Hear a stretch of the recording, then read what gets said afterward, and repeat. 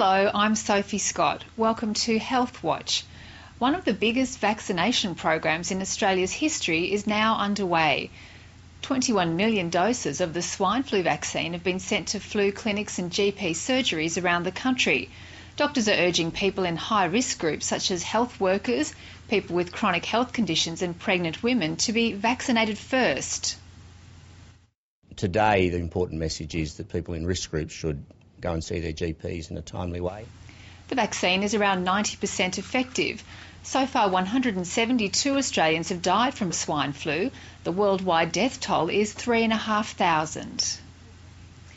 Young people with mental health problems will now have access to a unique facility, combining practical help with cutting-edge science. The Youth Mental Health Centre at Sydney's Brain and Mind Research Institute was officially opened. Former New South Wales Premier Maurice Yemmer knows all about overcoming health problems. Just months after losing the state's top job, he was struck down with meningitis and is still recovering. It was just excruciating pain, and then it's been long and frustrating recovery, but everything's fine. Today he made his first public appearance since his illness at the opening of a mental health centre he helped to fund. If this centre ever gets a name, I'd like to see it named the Centre for Hope, because that's what it represents. The Youth Centre at Sydney's Brain and Mind Institute provides psychological help for teenagers and young adults, as well as investigating the science of mental illness. You normally lose a third of the connections in your brain during adolescence.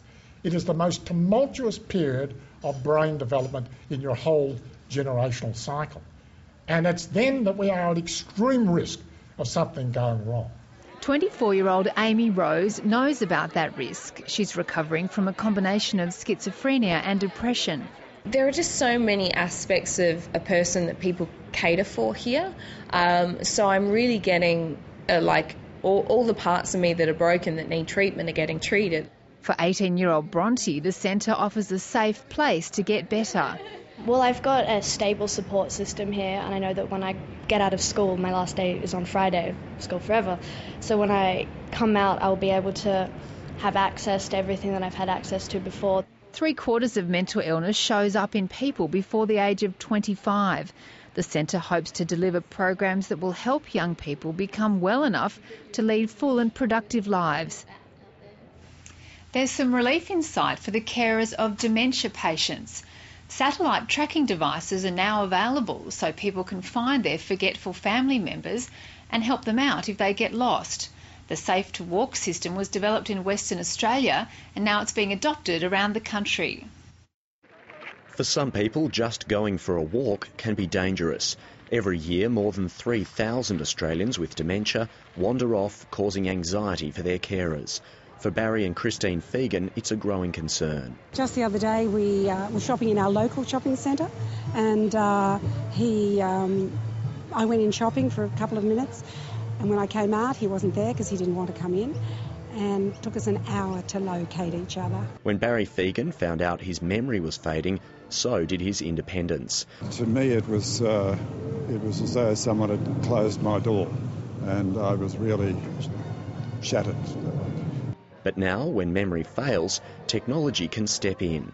This little device is called Safe to Walk. It looks like a garage remote control, but opens a lot more doors for dementia patients. It sends out signals which are picked up by satellite, showing the wearer's whereabouts. And then if they do wander, you can check where they are on your home computer, so people can have some peace of mind. It can also be used for one-touch emergency phone calls. And often the person that would have wandered may be quite traumatised at being lost, and this will bring comfort as well.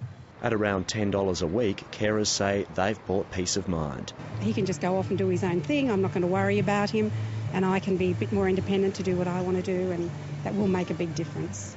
More than 1 million Australians are expected to have dementia by 2050. The trackers are available through Alzheimer's Australia. What a great invention. That's all for now. See you next week.